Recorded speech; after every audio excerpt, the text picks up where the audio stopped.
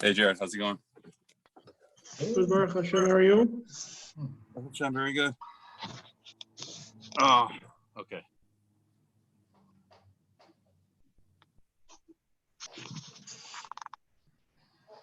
There we go.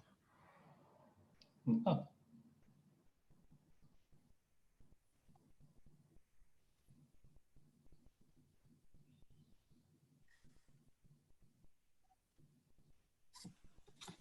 Okay.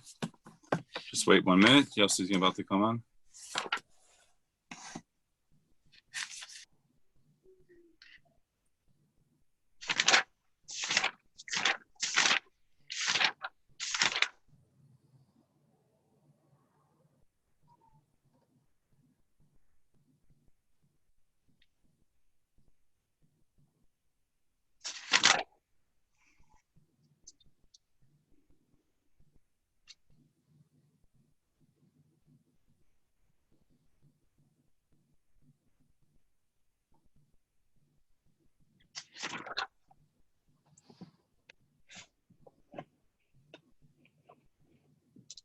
Okay. I guess we'll start. Shalom Aleichem. Elmer, how are you? Good. Alaikum shalom. You're from LA here? No, from Las Vegas. You're from Las Vegas? Alan, I don't know if you know Alan, but he invited me to be on this group and stuff. Yeah. Alan, who? You show me? Which Alan? Mechanic. Oh, Zakanic. Okay, yeah. Of course I know. Yeah, sure. Yeah. All right. Nice to have you from Vegas. Thank you. Okay. Let's get started. We'll just admit everyone as they come in. So we're up to Chaf Gimel Amud Aleph, 23a. The two dots there. It's around 10 lines down. Or whatever, 12 lines down here. Still discussing the subject of Hanukkah. So we just came out that Havaka is a mitzvah. The mitzvah of Hanukkah is the lighting the candles. That's the mitzvah. Hey, Michael, how are you? So, yeah, so the Gemara says, Amar Rav Sheshes, Achsanoi Chaye B'ner Chanukah. And Achsanoi is Chaye B'ner Chanukah. In other words, we know the halacha is if you have a house, you're obligated to have mezuzah. If you don't have a house, you're not obligated to buy a house to make mezuzah. So Rav Sheshes is pointing out that even if someone is a guest at someone's house, he's not at his own home for Hanukkah, he's obligated to light Hanukkah candles. And Achsanoi Chaye B'ner Chanukah. He's obligated near Hanukkah. It's some level of a personal mitzvah, even if you don't have a home or you're not at home. And Amar Rav Sheshes said, Mereish ki Ava Bina Rav, when I used to be traveling away by the Bay Rav, in the yeshiva, away from my home, Mishtafina Bepriti. What I used to do was I used to Mishtati Bepriti. I used to join together with a little bit of money, with the Baal Bayis, give him a little money, and that way I'll have a portion in his Hanukkah lech, his Hanukkah candles, and that's how I fulfill my mitzvah of lighting. How do you shpiza with my host to fulfill this halacha?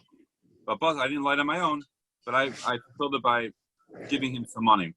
Just to point out, if he had his own entranceway and his own door and own entranceway in this host in this house, he would be obligated to light by himself as well, for a different reason, because of chashad, because some people, when she's suspicious, he didn't light. But in an event where he did not have his own entranceway and he lived in a room in the Baal Bayis' house, he'd be obligated to join together with Fruti, with giving money. But Basar Nasibi said after he got married, Issa, I married a woman, Amina Hashtabadil Surchin. He says, now I don't need to. The minhag in the olden days was they used to travel away from home for extended period of time and learn Torah, leaving their wives at home. Morning, Ellen. Leaving their wives and family at home. And he could be certain that his wife lit for him. And we just spoke out before, women are obligated in the Hanukkah candles because they were very integral in the nace. So therefore, that will fulfill his obligation, the fact that it was lit in his house. Right? Because they light for me inside my house. So therefore, that's the way he fulfilled his obligation. Right? So either you got to join to Mishtati Priti, you got to join together, or someone has to light for you in your house, or otherwise that would be a problem. And if you go away for Shabbos and Shabbos Hanukkah, a lot of people feel that this would be ideal to have someone, I don't know how it would be fire safe, to have someone light for you in your house. That would be the ideal way to do it. That way you have someone in your house, you fulfill your obligation the best way. lighting in your house. Amar Yeshua ben Levi. Yeshua ben Levi writes, all oils are good for the ner. Right? This is referring to what is the best type of oil to light with. Right? What's the best to light with? And he says that all oils are good for the ner. But Shem and Zayis, except for the ones that were listed as psulim, are bad ones. But Shem and Zayis ben Amufar. Shem and Zayis is the best one. It's the choicest of them all. I used to go after oil of sesame seed because I felt this was drawn after the candle, the wick, the best. It lit the longest, right? It was the best. It was the most efficient. But Kevin Neshama Levi, once I heard Rishon ben Levi's statement that he said olive oil is the best, Mahadar Mishcha, I went after Mishcha the Zesa olive oil because Amar Hai Tzala Nuhura Tvei, because it has a clear flame. So he's determining what's better, to have more, but one that's more efficient, lights better, lights longer, or a clearer flame. So he went after the clear flame, the one that has a brighter. The Amr Shubalevi, another statement of Shubalevi, Kol Hashman Yaf in the day, on the similar in the subject about oils being good for something. Shubalevi writes, oils are good for ink. Right? They used to make the process of making ink, which was very integral because the ink was written for Sifrei HaKodesh. It was written for Sifrei Torah, Tefillin, Mezuzah, etc. So all oils are good for ink. The Shemen Zayis min ha-muvchor. But Shemen Zayis is the best, is the choice, is most effective to produce a good ink. Iboilu, I want to ask you a question. Legabo o la'ashin. Is this for the mixing process or for the smoke process? Rashi explains that in the olden days, what they used to do, the process of making ink, was they used to take a glass vessel, they used to burn this oil, and it produced a black soot on the glass. They used to scrape off that soot, and they used to mix it with a little bit of oil, and from there they made the ink from that little mixture. So the Gemara wants to know, when we say that all oils are good for dio, but Shemen Zayis is the best, is it referring to in the process of making the soot, or is it in the oil that you put in subsequently after you scrape off all this and mix it together with that soot? Is that the oil that's best for Shemen Zayis? Which one? So Tashma the Tani Reshmul Bar Zutra Kol Hashmanim Yafan. All oils are good for ink. The Shemen Zayis min ha-muvchor. Shemen Zayis is the best. Bein legabel bein lashim. Whether it's the mixing process, putting oil there, or bein leashim, whether it's the process of creating that soot, that smoke. Olive oil is the best. Reb Shmuel Bar Zutra Masli Hochu Shmuel Mutsha, he learned it this way.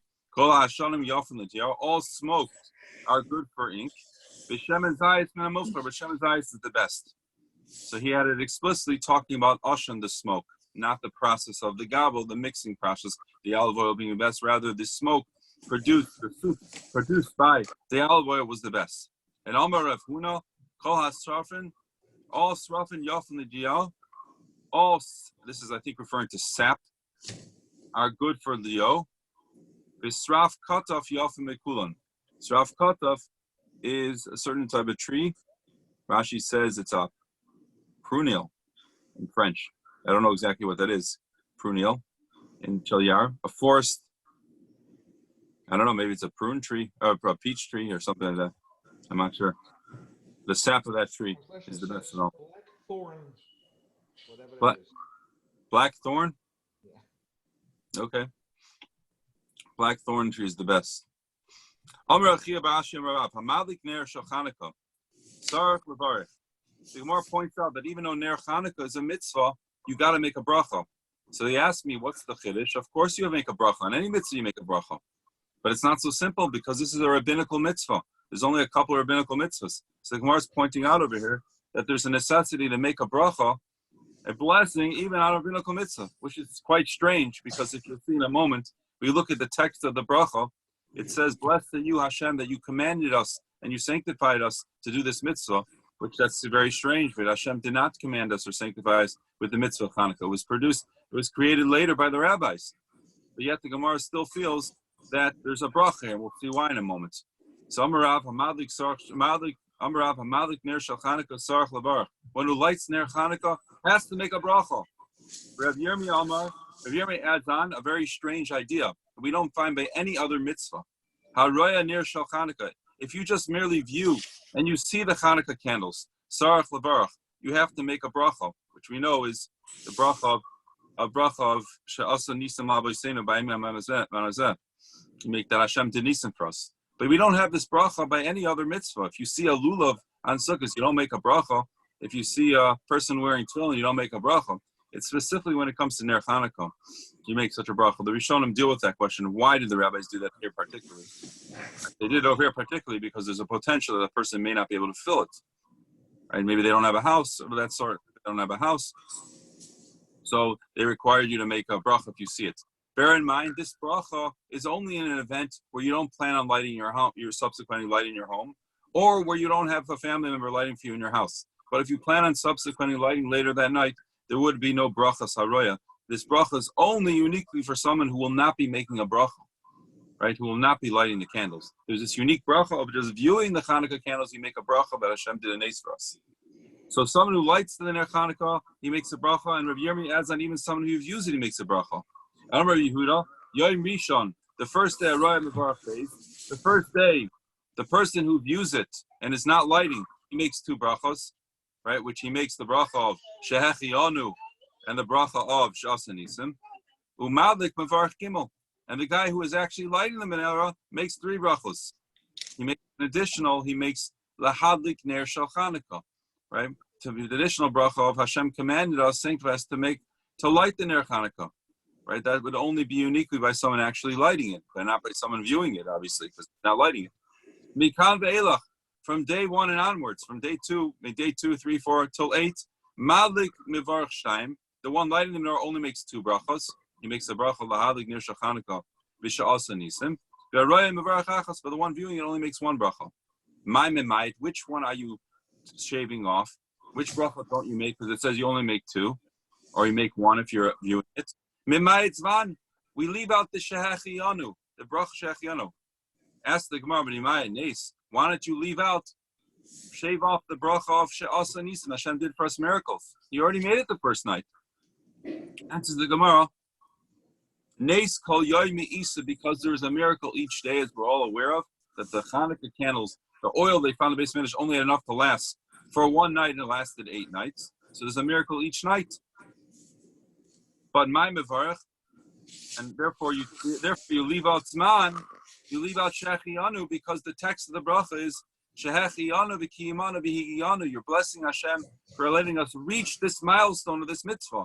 And on the first day, you already reached it. You higiyanu. You came to that point. They're waiting for. So there's no point in further making a Shehechi Anu. My mevarach. What are the texts of the bracha? We never spoke it out officially. Asher kidishalim b'mitzvos tzivanu, that Hashem sanctified us and commanded us lahadlik ner shel Chanukah, to not light Chanukah candles.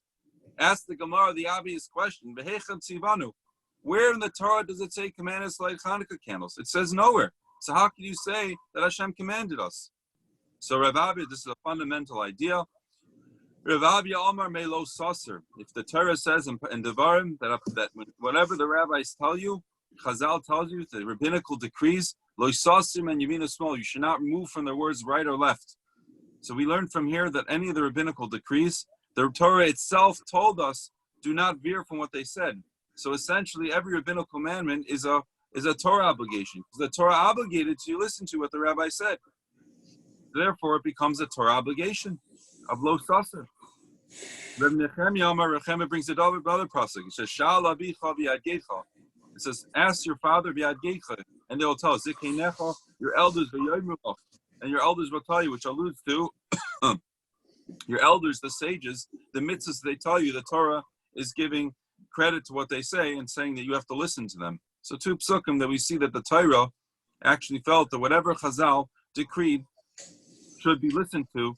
So essentially, that is a deraisa, right? This refers to the rabbis in times of Chazal. It's not necessarily any rabbi that tells you nowadays to do something. It becomes a deraisa. It's the times of Chazal. So Masiv Rav Amram. Rav Amram asked the question, Hadamai ma'arvim bo mishtatim bo. The halacha is in Eretz Yisrael, you are obligated to take off trumas and maasros, tithing for the Kohen and the Levi. The halacha is there is a halacha that if you buy produce in Eretz Yisrael from a person who's ignorant in Torah and Am Haaretz, there's a suspicion that maybe he didn't take off tithes on his grain. So there's a rabbinical obligation to take off tithes, and even though he may have taken off, we take off an ignoramus of Am Haaretz's produce that you buy from him, and that's called demai. Demai. I guess like the language of demai. There's a number. I mean, one of the languages is demai. I think it's demai. We don't know what it is. It also means dimua. There's something mixed in, but there's an obligation to take off. That's a rabbinical obligation. So demai, which means grains that are bought from an Am Haaretz which weren't tithe, ma'arbin ba u'mishtapim ba. You're allowed to do certain mitzvahs with them, even though you would think it's an avera. It's food which needs a rabbinical tikkun, a rectification rabbinically. But you're allowed to make an erev with them in Hilchos Erev, right? To join together with that bread of demai to produce an erev that you can carry on Shabbos. Umishtatfin boy, likewise another form of erev, mishtatfin bo. This is in the Mavli. We'll discuss this in Erevin. Umevarchala, you can make a bracha on it. Umezamnu love, and you could do a zimun with it. You could have 3 people have a zimun. Umafrishin, and this is the main point we want. Mafrishin oisa arum. When one tithes this, takes off the truma maestros, off this demai, off this produce bought from an ignoramus, right? He could take it off when he's unclothed. He could separate it, right? Which what the point of what they're trying to say is you do not have to make a bracha because you cannot make a blessing if one is naked, right? The Torah says when you make brachos davar, when you speak kedusha, you can't be naked. You can't see someone's nakedness, but you're allowed to take it off. You're allowed to mafresh separate when you are naked. The ben hashmashos, and ben hashmashos this refers to during twilight because normally taking off chumas and maisos on Shabbos is a Shabbos violation technically, but ben hashmashos, which is twilight, the rabbis didn't make a decree. But analyzing that statement in the Brisa, you're allowed to take it off when you are unclothed. If we're challenging the previous premise of the Gemara that says we make brachos and mitzvahs. But if you make a bracha, if every rabbinical commandment needs a blessing, how could one take off trumas and maestros off the demai, even though it's a rabbinical commandment when he's naked? But you can't make a bracha then. Just said that every rabbinical commandment needs a bracha. So therefore, demai, which is rabbinical to tithe it, should need a bracha. And you can make it because you can't pass to be holy, and you can't see at the end of the pasuk Rashi quote, the main part of the Gemara, and you can't see an erba staver. You say dvarim of kedusha, you can't. Your erba can't be seen. Your erba is your nakedness can't be seen. The lekla, you don't have it up there. So this seems to challenge the idea that you don't make a bracha. That you said before you make a bracha from a commandment. This Brisa seems to say you don't make bracha from this. So Amar Abaye, I answer like this. Certainly rabbinical commandments, in other words, not a doubtful rabbinical commandment, when it's a rabbi's made a certain decree, a very bavadai decree, boy bracha ne bracha. But safek didarim, when it's a doubtful rabbinical mitzvah, lo boy bracha, you don't make bracha. And demai is not a vadai mitzvah d'Rabbanan. If the rabbis required you to tithe it only because of a doubt.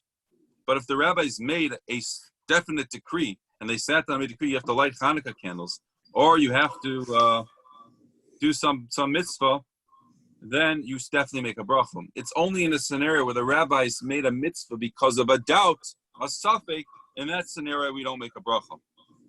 Ask the Gemara, "Vayante sheni de safek devremu."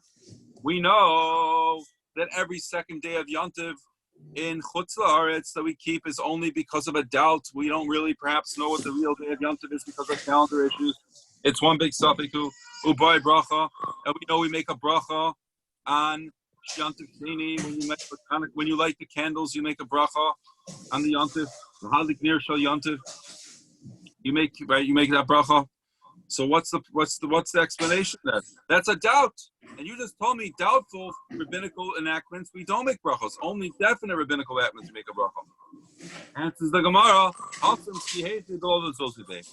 that's only in order that we shouldn't disgrace Yontiv Sheni and say, what's the point of keeping the second day of Yontiv, not the real day? So the rabbis wanted to make it firm that it's a real day and take it seriously, so they enacted a bracha there. And Rabba answers, Rabba answers a different answer. And he says, it's not the pshat that anytime you're a doubtful rabbinical commandment, you don't make a bracha. It's that demai, the tithing from the ignoramus, that is one big doubt. That's an extreme doubt over there. In other words, it's probably majority of people do take off meiser, majority. Therefore, it's on the side of a miyat, a minority may not take off. So the rabbi said you have to retake all that off. But that would not be enough to require a bracha because it's such an uncertain. They probably did take off. Therefore, but other scenarios of rabbinical, even doubtful rabbinical enactments, you would make a bracha. Therefore, this is the conclusion we make bracha rabbinical mitzvahs, even ones which are enacted on a doubt, except for demai, because demai is certainly an extreme suffix.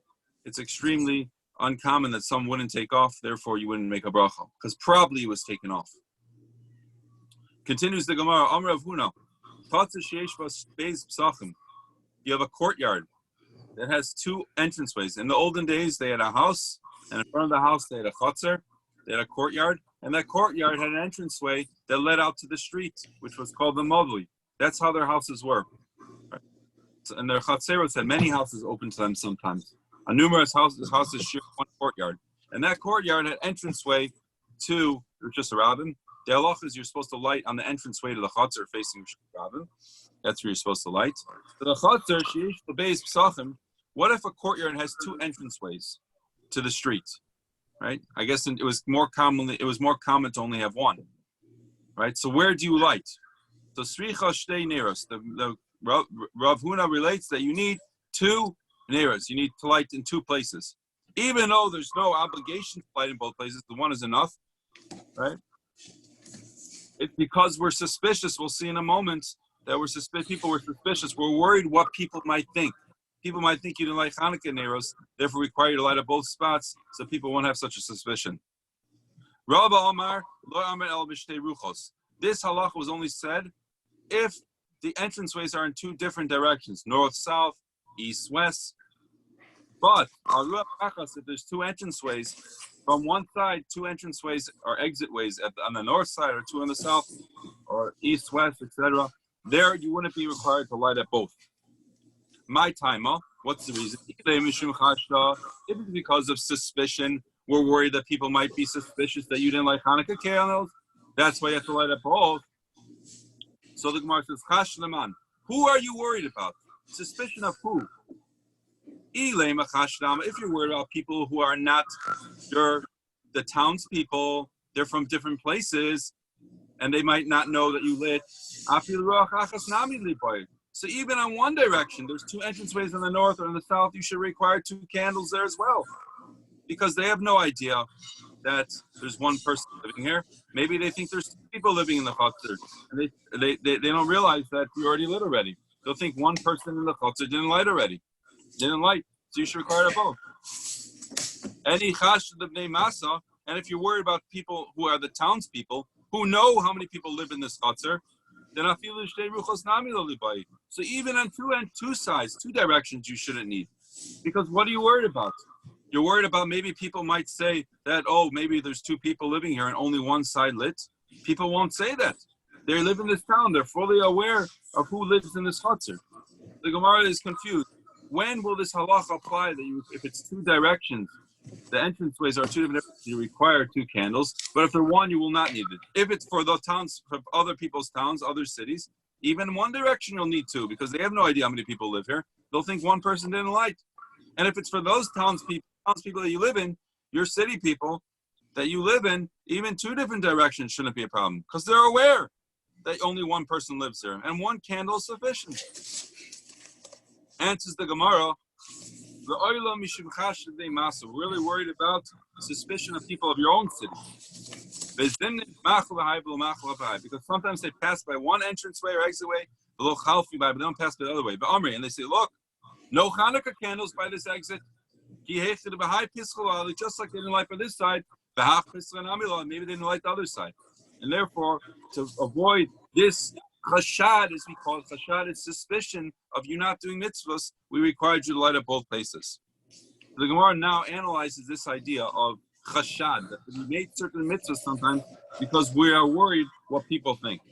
But we know tamer the chashad. Where do we know that one is chayshin on the chashad, that we're worried about suspicion, what my people might think that you didn't do mitzvahs? Tanya is we learn in the Brisa. Rabbi Shimon. There's 4 reasons the rabbis required you to put payah at the end of your field. The halacha is one is obligated and who harvests his field to leave over a corner of his field for a certain amount. There is no shear, there's no amount there, right? So there is rabbinical amounts at the end of his field to leave it for the aniyim. So you could really do this at the beginning of your harvesting, in the beginning of the field, the middle of the field. You don't really have to leave it over at the end after you finish harvesting and leave over a spot at the end of unharvested grain for the poor people. However, the rabbis enacted that you should leave it over at the very end. Why? Mifnei gezel aniyim, because of stealing from poor people. We'll explain all these in a moment. Mifnei bittul aniyim, because of wasting the time of the aniyim. Mifnei chashad, and because of suspicion, this is the subject of here. Umifnei bal techala, and also because of you're violating the verse of you should not finish off your field without leaving over payah. So now the Gemara analyzes each one. Mifnei gezel, and you're worried about stealing from aniyim. Shelo yira bal abayis shapunuya. We're worried about shady business that's going to go on here. The bal abayis, the owner of the field, might look for an opportune moment and whisper to his relative, who's a poor person, the Yomer, say to his poor person relative, Harizu payah. Here, quickly, take this is payah, and give it to him. We want to give the opportunity for all aniyim to be able to come forth and be able to have proper ability for everyone, not everyone to have the equal opportunity to get payah. But if we don't require you to leave it under your field, at any moment you could just whisper to your relative, here, I'm leaving over payah right now. And therefore you don't give the opportunity for other aniyim to participate or have this payah that they need. And we're worried about that, so therefore we required you to leave it over at the end. That's what gezel aniyim means. We're worried about stealing from aniyim. Umifnei bittul aniyim. Likewise, we don't want to waste the time of the poor people. Imagine those poor people sitting at the side of the field, just waiting. When can I get my payah? And they're saying every moment, maybe now I'm going to get it. Maybe now I'm going to get it. Maybe now he's going to leave it. And they sit there, they could waste hours of their time. Right? So we were worried about their time, and therefore we said no. The answer is you leave it over at the very end, so they know exactly and they can estimate when the end of the harvest is coming, and wait then and take it as it comes. And the third one is because of chashad, which is the one we are really bringing this whole discussion for, because we're worried about suspicion. That the people passing by shouldn't say, Tabo Mara, people were passing by a guy harvesting a field and say, Tabo Mara, who harvested his field, and say, Tabo Mara, let him. They're going to curse this guy. Let a curse come upon this man. Look, he didn't leave over payah b'sadeo. He didn't leave over payah on his field. So we don't want people thinking that he didn't leave over payah, because he could have left it over at the beginning or the middle, but people don't realize it. They see that he finished the entire field without leaving over payah, and they weren't aware that he left it over right in the beginning or right in the middle, and then he took it. Therefore, the rabbis, to avoid this suspicion, what people might say, they said, leave it over at the very end, and then everyone will know that you gave it off. So this is our subject. We see the rabbis are worried sometimes about chashad, so they enact certain mitzvahs or certain decrees in a way to avoid suspicion from other people. That they shouldn't say you violated something, you violated mitzvah Chanukah, you violated the mitzvah payah, and that's where we brought this in for. Ask the Gemara a side question on this price. It says the fourth thing that you violate by not leaving a payah at the end is v'shem bal techala. Someone you violated, you didn't leave over, you didn't finish off your field with leaving payah. We asked the Gemara, this is not a separate avera that you did. Every single one that we mentioned before is violating this as well by not leaving over at the end. So he answers the Gemara, Rava says the fourth one is because of Ramoin, because we're worried about tricksters. We're worried about people who are going to fool the system, and they're going to say, we see that they didn't leave over at the end, and they're going to say, you didn't leave over. They say, yeah, we already left over way back in the beginning of the harvest or in the middle. So because of these people, we also enacted that, no, you're not allowed to do that. You have to leave over at the end. So that's the fourth thing we're worried about Techala, that we're worried about, that people might claim they left over, and they really didn't. So those are the four things. But ultimately, what we're bringing out of here is there's something called chashad. We should avoid suspicion of other Jews thinking we violated Averis, and rabbis enacted certain mitzvahs. And we know there's halachas called marasayin. It's all over the Gemara, it's all place. We don't do things which will cause suspicion that we're violating mitzvahs or doing an Aveira. Amr Rav Yitzchak, Bar Radifa, Amr Rav Huna. Rav Yitzchak, the son of Radifa, said name Huna. Ner sheyesh lo shtei pios. You have a candle that has two wicks. Right? They had two wicks coming out of this candelabra, this ner. Two people could light from it. You could have two people light from it. And it counts as two Hanukkah candles, one for one person, one for the other person. And Amar Rabba says another similar halacha.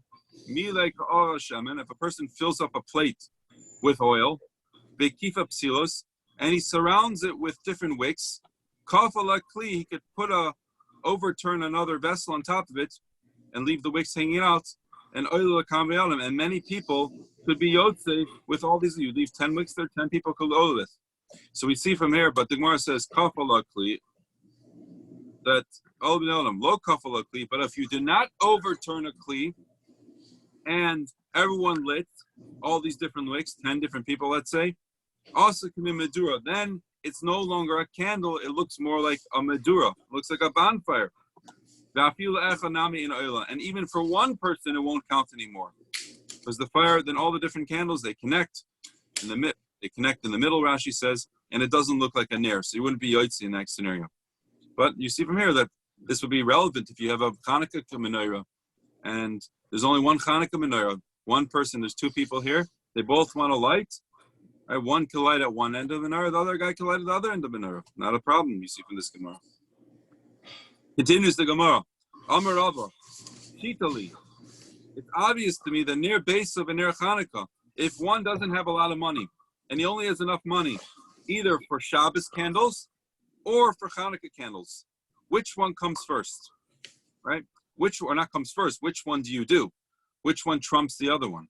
This the Gemara answers near base or odif. Shabbos candles takes precedence. Why? Mishum Shalom Beso. Because Hanukkah candles are not Hanukkah. Shabbos candles represent Shalom Bayis. The reason for the mitzvah of Shabbos candles is to produce light in the home, and that people shouldn't trip, and there should be a certain atmosphere of Shalom, of peace in the home. And this arises above everything. This rises above everything. There's a famous story with the Chavetz Chaim and his Rebbe. He saw his Rebbe. We saw before that the ideal time is to light by Shkia and not go past a certain time, perhaps, not past Ticha Regel Min Hashuk. He saw that his Rebbe waited a very, very long time and only lit in the middle of the night. And the reason was he was waiting for his wife. He's waiting for his wife. And I think he quoted this Gemara, even though he didn't do the ideal mitzvah, because past Tichla Regel Min Hashuk, when the marketplace stops, that's not ideal. He said, listen, we see over here near Beis and near Chanukah, near Beis Adav, we see Shalom Bayis beats out near Chanukah. He felt it was Shalom Bayis. And therefore, even though he may not have done the ideal mitzvah, Shalom Bayis trumps near Chanukah. What about near Beis or Kiddush Hayom? If one had near Beis or Kiddush Hayom, if one only had enough money either for Shabbos candles or wine for Kiddush, which one takes precedence? So the answer is, again, near Beis Adav. Shabbos candles took precedence. Shalom Bayis. Now, if you might ask the question, what do you mean? Shabbos candles are only rabbinical. It was a rabbinical decree. It was enacted by Shlomo HaMelech. And Kiddush is deraisa. Zachar Hashem Shabbos Akadsho. So how can you say that a rabbinical trumps a deraisa? The answer is, you probably might realize the answer already, is that Kiddush, yes, it's deraisa, but it's not deraisa to make it over a cup of wine. If you don't have wine, you could do it over bread, or even without bread. You're Yotze Kiddush just by mentioning Tzukkim or Shabbos. So this is really rabbinical to say over a cup of wine, and Shabbos candles would take precedence over it. Ask the Gemara, what about now, Ner Chanukah b'Kiddush Boy Rava, Ner Chanukah b'Kiddush Yom? What about if you have enough money either for Hanukkah candles or Kiddush for Shabbos? Which one takes precedence? So what are the two sides of the coin? Mao Kiddush Yom is Kiddush better de Tudder because it's more common, and we know the more common mitzvahs always takes precedence, right? Kiddush is every week, once a week, but Shabbos cancels Chanukah once a year, so we give precedence to the Tudder, the more common one.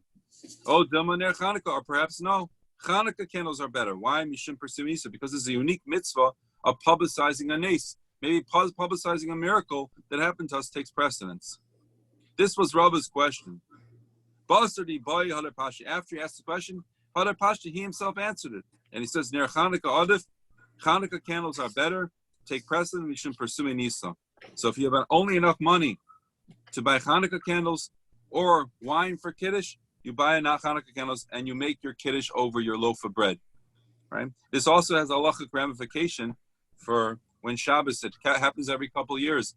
When Rosh Chodesh Teves, which is Chanukah, and Rosh Chodesh falls out on Shabbos. Right? So you always have a suffix of what haftarah are we going to be reading. Right? There's two haftarahs of Rosh Chodesh or the haftarah of Chanukah. So from here, the Rishonim learn out, this is the way we do it, is that we see over here that Chanukah takes precedence, right? Because of Persimin Isa, we push off the mafter, the haftarah, of Rosh Chodesh, which is Shemaim Kisi, I think, and we read the haftarah of Zechariah, which refers to the Chanukah candles, or candles, the Neiros, the candles. And we read that because Chanukah takes precedence. Even though in the reading of the Torah, when we read the Rosh Chodesh Leining does come before Chanukah, but that's only because we could do both over there. It's not one or the other. So in that scenario where you could do both, the more common one comes first in order of operations. But if you could only do one, which the haftarah, you only do one haftarah, we don't do two haftarahs, then in that scenario, Chanukah would trump Rosh Chodesh because Chanukah has the Maila of Persumei Nisa. So this is how this Gemara comes in Halach L'Maisa. Once every couple of years this happens. Right? Shabbos, Chanukah, Rosh Chodesh falls out, and it falls out on Shabbos, Rosh Chodesh. Okay.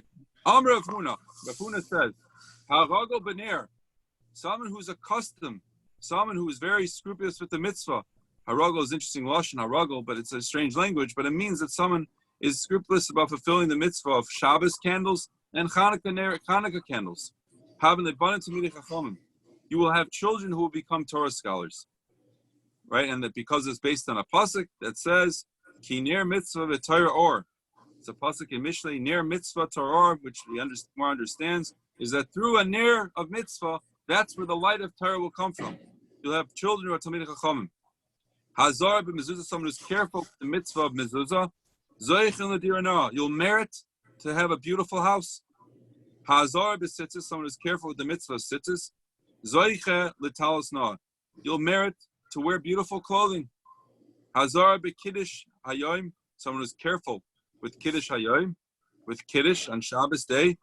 Zoichu mali garba yain, he'll be merit to fill up garba yain, which means I guess huge barrels of wine. He'll become very wealthy with wine.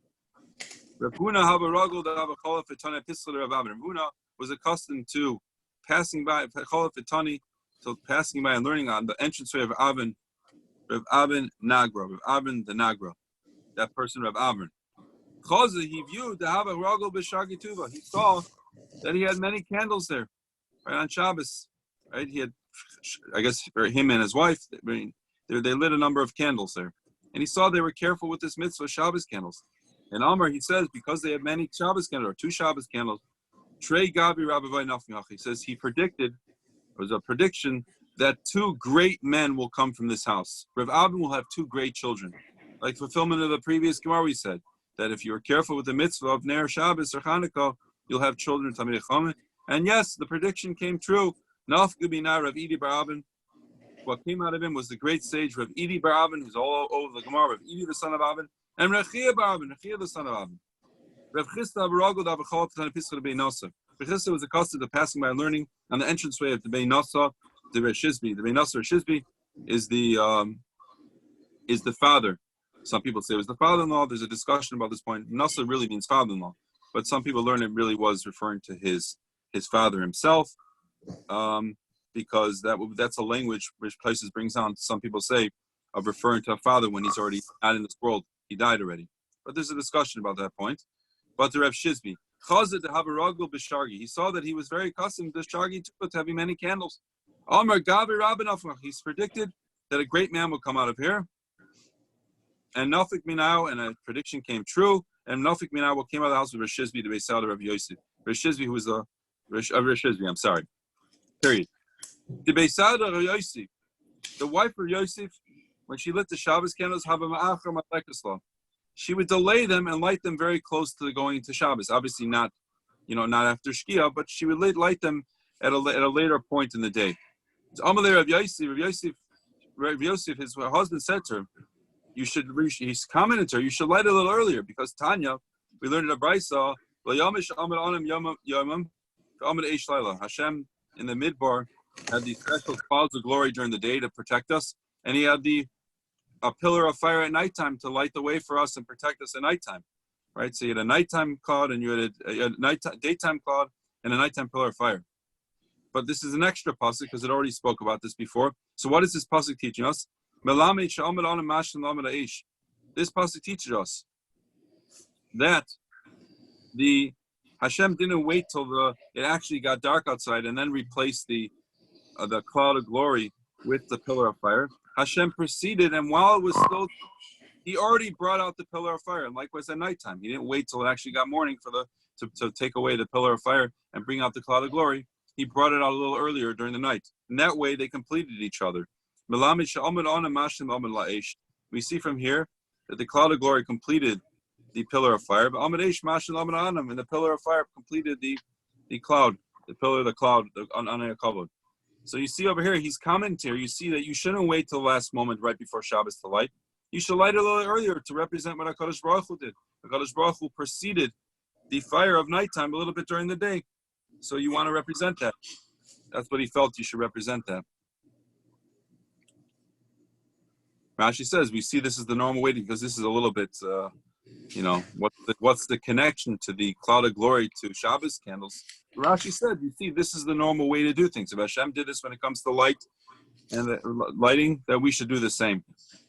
So she felt, okay, I'll do it really early. This obviously doesn't mean lighting before Plaga Mincha. You cannot accept Shabbos before Plaga Mincha. But she felt to do it much, much earlier. So but you shouldn't do it too early. Maybe he's commenting not to do before. I'm not sure. He's maybe commenting not to do before flag, but she felt to do it very early.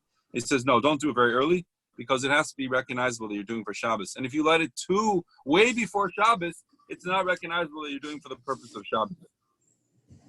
Okay, continuing on the subject of Segulus. Amar Rabba, Derachim Rabbanan, someone who loves Torah scholars, you will merit to have Havana Binin Rabbanan. You'll, as a reward for you loving Torah scholars, you'll be zocha to have children who are Rabbanan, Torah scholars. Demaikir Rabbanan, someone who respects and gives honor to the rabbis, Havi lachas chas v'nasa de Rabbanan. He'll be merit to have son-in-laws who become rabbis. The Dach Rabbanan, someone who's fearing the Dach Rabbanan, someone who fears the rabbis, right? Who goof Rabbanan? He himself will become a Torah scholar. Bila bar hachi. If he's not capable of that, in other words, he doesn't learn Torah, he doesn't know how to learn, he's not capable of that, then humishtam and milei k'servanan. Then his words will be heard, his influence will be great. People will listen to him like the servanan, like people listen to Torah scholars. Okay, I guess we'll go a little further here. So the 2 dots on top of Chavdalit. Should we stop here? Our time is up. Let us. I guess we'll go a little bit further. V'loi b'shem and sreifa. A person is not allowed to light b'shem and sreifa. Anyanta, the Mishnah wrote that you can't light b'shem and sreifa. Which is oil, which is sreifa, burnt oil. What is shem and sreifa? My shem and sreifa. Amar Rabba, shem and shel truma shenitmes. Shem and sreifa is oil of truma that becomes contaminated, and there's a mitzvah to burn it. It's spiritually contaminated. You have mitzvah to burn it. But my car is Shem and Sreifa. Hoil is Sreifa Oimed. Why is it called Shem and Sreifa? Because it's Oimed l'Sreifa. It's waiting to be burned. It's mitzvah to be burned, so we call it Shem and Sreifa. So what's the reason you can't light this on Erev Shabbos for Shabbos candles? If it's Shabbos my time alone, what's wrong with that? It's perfectly good olive oil. Right? Why can't you do that? And the Gemara answers, Mitoich shemitzvah lavavaro. And by the way, you're allowed to benefit from it. That's one mitzvah shemitz truma that got contaminated. You're allowed to take it and burn it. You're allowed to use it for cooking. You're allowed to use it. You're not allowed to eat it. You can't consume it, but you could use it for your heat. You can use it cooking. So certainly it should be permitted for use for Shabbos purposes. The Gemara wants to know what's wrong with using them for Shabbos candles. It's my time aloi. Why can't you do it? Answer the Gemara mitoch shemitzvah lavavaro, because it's a mitzvah to burn it. Zeira shemayata. We're worried that you might come to tip it and mess around with it on Shabbos to make it burn quicker. Shemayata, you might come to tilt it to make it burn quicker because it's a mitzvah to burn. So this is a different shemayata than before. Every shemayata we spoke about before was because it doesn't light so well, so you might fiddle around with it to light better. Here it's the opposite. It lights beautiful. It's olive oil. But we're worried that you might fiddle around with it to make it burn faster. Therefore, the rabbis disqualified it because the mitzvah to burn it might make you come to tip it on Shabbos. If that's so, be Yontif the story. So it should be permitted on Yontif. Yontif, there's no violation of burning on Yontif. You could cook on Yontif. So what's the problem? On Yontif, you should be able to light with this on Yontif candles. Answers the Gemara.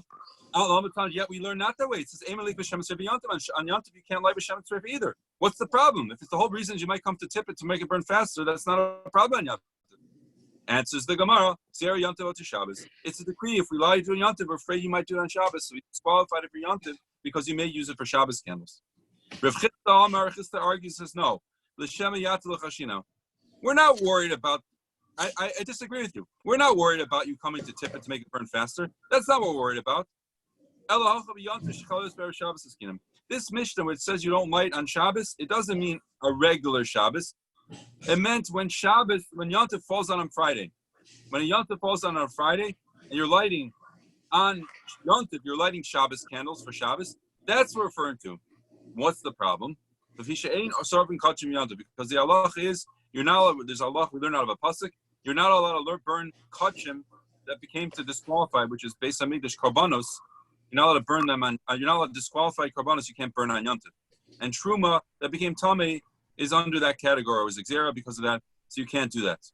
So therefore, it's a very, very side reason why you can't light it here. It's referring specifically to Yontif that's on Erev Shabbos, because Yontif you're not allowed to burn truma, tmei, or kachim. Ask the Gemara, but the next Mishnah we're about to see in Chafal Nemeis, we'll see tomorrow, Bez Hashem, says you're not allowed Shem and Streif and Yontif, which already tells us that it tells us Bez Halacha later. You can't light Shem and Streif and Yontif, Truma, tmei, and Yontif. Michal the Reisha, which is implying the first Mishnah, which is the Mishnah we're dealing with, is Lav Yontif. It's talking about Yontif.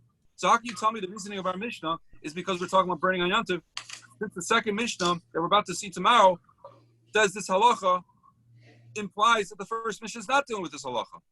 So Amr of Chanina Bisura Matam Kamer. No. They continue, they read into each other. Matam Kamer. The second Mishnah is giving the reason of the first Mishnah. It's saying, why can't you light B'Shem and Sefer Yontiv? The second Mishnah is not introducing halacha for the very first time. It's giving the reasoning for the first Mishnah. It's saying the reason you can't light on Yontiv is because the halacha is we don't light kachim on Yontiv. Right? And since we don't light kachim, we don't burn kachim, that became disqualified on Yontiv. Likewise, we also do not burn truma tmei on Yontiv. So it's not really a new halacha in the Mishnah, it's really a matam kamer. It's really giving the reason of that. And Tanya calls for Rav Chisda. We have a brayso which supports Rav Chisda. That Rav Chisda said that the reason is that we don't light Shemitz Reifus only on Yontiv that falls on Friday. It says, Kol elu shamei malikim of Shabbos malikim of Yontiv. All these ones that we said you can't light on Shabbos, you're allowed to light on Yontiv. Chutz v'Shemitz Reifa, except for Shemitz Reifa, because if you ain't sarfin kachim Yontiv, because you don't burn kachim Yontiv. So you see clearly from this brayso that the reason of Shemitz Reifa,